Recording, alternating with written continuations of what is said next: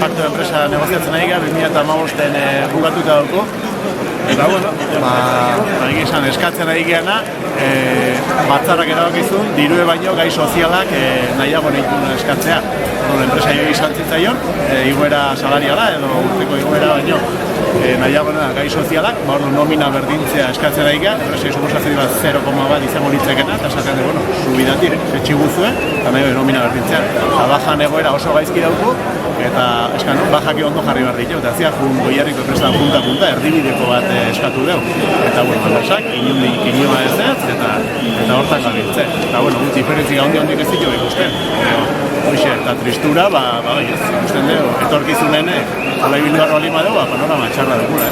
Eta bestalde, ikusten duena da, batzarrak indarra, osea, eguneko 80 baino gehiago baiezko eman zion grebai, eta mobilizazioetan gaitzen antolatuta gare txandaka, eta hola, mundu guztie, batzuk kabesnek ekarri, beste bat, elkartasune eta jendea ida betetzen, profesionalak honaz aparte, la jende komprometikira joseko langilea, eta hola, eta nahi gaitzen.